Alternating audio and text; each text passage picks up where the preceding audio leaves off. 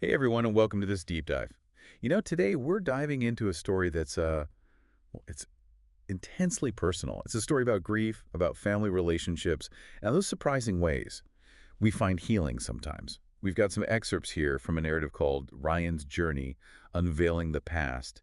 And honestly, it's a story that grabs you right from the start. Yeah, it's a journey a lot of people can relate to, especially anyone who's experienced the loss of someone close and, Mhm. those unresolved issues that can linger. Exactly. So it starts with Ryan finding out his father passed away. hmm But right away you can tell. Grief isn't the only thing he's dealing with. There's this tension underneath it all, this feeling of estrangement. It adds another layer to his emotions. Absolutely. And then we're introduced to the house. It's not just a house, though. It's like its own character in the story, this physical representation of the father's struggles. We're talking about a house packed with years of stuff, what's often called hoarding. The way Ryan describes it, you can almost feel the weight of it all. Those cluttered pathways, Yeah. feeling like a stranger in his own childhood home. You can practically see the dust swirling around. It's a powerful image for sure, and it speaks to those hidden struggles people face. The thing about hoarding is, it's not just about being messy or disorganized. Research suggests it's often a mix of things. Anxiety, maybe, attachment to objects, and difficulty processing emotions. It can turn into this need to hold on to everything, creating a physical barrier that kind of mirrors an emotional one, too. And on top of all that emotional turmoil Ryan's going through, he's hit with the practical realities too. Probate legal fees, a house that needs serious repair. It's a mountain of stress on top of everything else. Speaking of those practical challenges, probate can be a real maze. Even for those who aren't grieving, imagine dealing with all that legal stuff. Potential arguments about the estate, mounting costs, all while you're dealing with losing a parent? It's overwhelming. So thankfully, Ryan's friend Sarah, she suggests this company Cash Out House. But at first, Ryan's skeptical. Understandably so. When you're vulnerable, the idea of someone buying your house as is, it can sound too good to be true. Right. But sometimes desperation. It leads us down these unexpected paths. So Ryan takes a chance and contacts Cash Out House. He talks to a guy named Alex.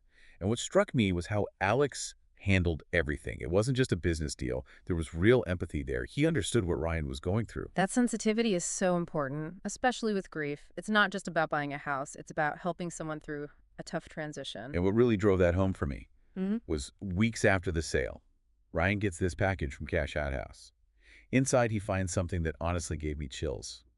His parents' wedding rings, intertwined, and a photo album full of family memories. It's like those objects, they become this connection to the past, a way to hold on to memories and feel connected to loved ones who aren't there anymore, especially when you're grieving.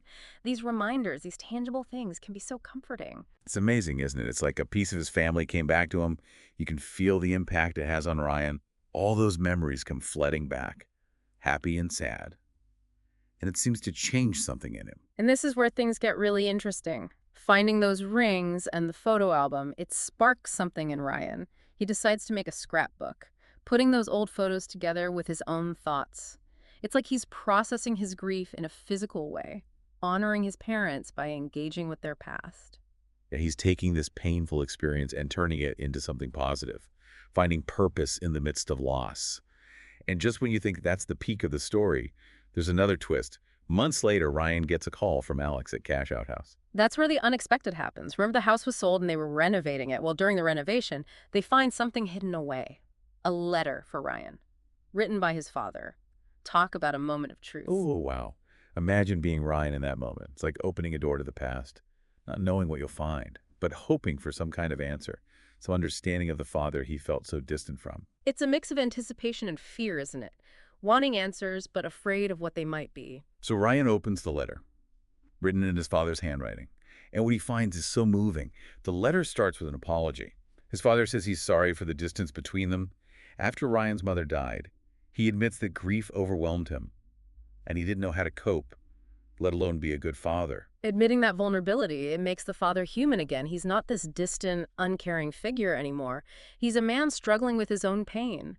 It reminds us that even parents, the people we see as strong, they're human too. They make mistakes. They struggle just like everyone else. And then the father explains the hoarding, the thing that felt so overwhelming, so symbolic of their estrangement. He says holding on to all that stuff was his way of holding on to the past, to the life he had with Ryan's mother. It was how he dealt with loss, even if it wasn't healthy. This is important because it helps us understand the why behind hoarding. It's not always about being disorganized. It can be this deep fear of losing things, trying to hold on to memories, to feel connected to the past.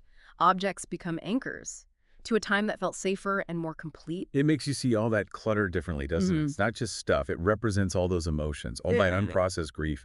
In the letter, Ryan's father admits that clinging to the past kept him from connecting with Ryan in the present. Healing is always possible. It's a reminder that we don't have to go through these things alone, and that sometimes the most unexpected sources can offer the most comfort and understanding. We've talked about a lot today, from grief and hoarding to forgiveness and the strength of family. If you were in Ryan's shoes, Mhm. what object from your past would be the most meaningful to you and why? It's a good question to think about.